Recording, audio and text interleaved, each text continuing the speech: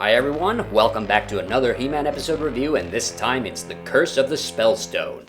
Now this episode had the dishonor of being the number 10 entry, or I guess the least bad episode of my original He-Man bottom 10 episodes from season 1. Its relatively low position on that list was of course due to the fact that I didn't consider it nearly as bad as all the other episodes I'd listed.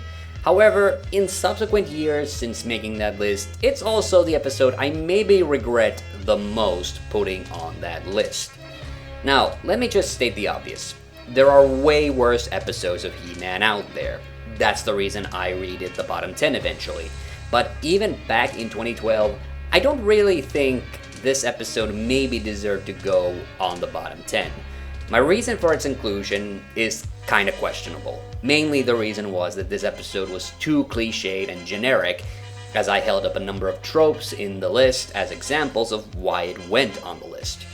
But being cliched isn't really the same thing as being bad. Honestly, I could have easily put any of the original dishonorable mentions on the list instead, but decided against it because the other episodes weren't as much fun to talk about. And now, let's actually talk about The Curse of the Spellstone. So, Skeletor discovers the Spellstone, which he uses to cause storms and natural disasters. Evil Lynn then disguises herself as an old woman and convinces the Eternian citizens that the unruly weather is caused by the Eternian ancients being displeased with King Randor, and convinces them to bring forth the Creeping Horror to punish him. The Creeping Horror is this all-consuming black blob which then begins to slowly devour the royal palace.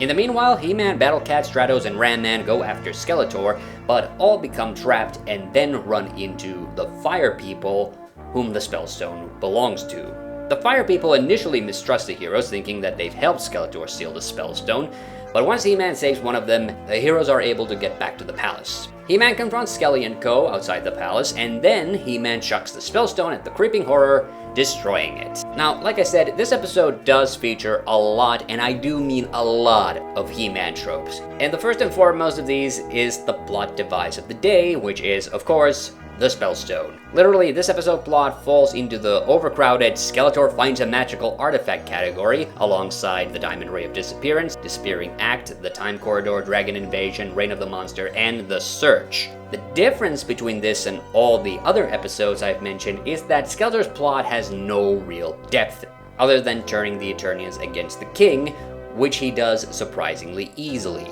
In the Disappearing Act, for instance, Skeletor was trying to extort the heroes. In the Time Corridor, he went back to the past.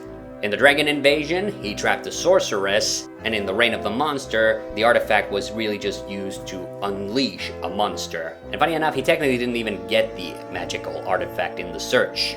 But the Spellstone really gets treated as a complete MacGuffin, to a point where it's literally just the stock yellow ball which I've mentioned before in my videos. This honestly bothers me way more than almost anything else in the episode. The Spellstone is just literally a placeholder magical item, and this is even made evident by the way it's represented graphically in the episode. I really wish that the artist who worked on this episode would have just given it an original shape of some kind.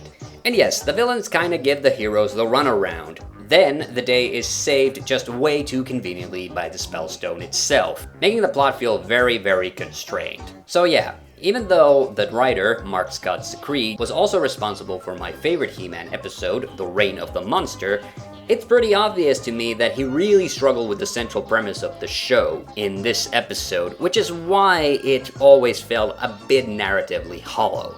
Especially since Duncan and Teela are both rendered essentially useless in this episode. Now, all that said, I do actually think this episode has two really special aspects, and these are the things that always make me regret a bit that I placed this episode in the bottom 10 originally. One of these is the Creeping Horror itself, an all-devouring black mass that was used to entrap and hold ex-Eternian prisoners. Now that is a bone-chilling concept. It's shown to be pretty much unstoppable, and the scenes of Duncan and Teela escaping it might legitimately be some of the most terrifying visuals this show has to offer. Like I said in my top 5 He-Man writers video, Zicree really nailed the ancient horrors aspect of He-Man.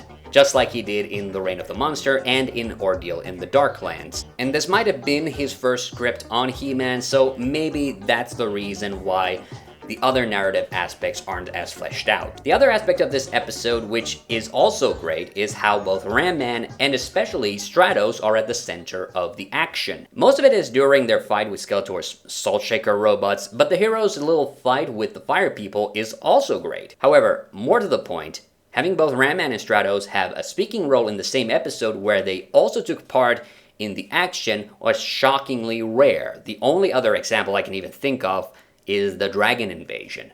So for this reason alone, I would actually kind of consider this a bit of a must-see episode if you happen to be a big fan of either of these characters. Also, I actually happen to think the Fire People are kind of dope, and it's a bit sad that they didn't appear in any other episodes. And the fight scene with the Fire People also happens to have one of my favorite Battle Cat lines ever. Ah, there's nothing to you, but you sure do pack a wallop.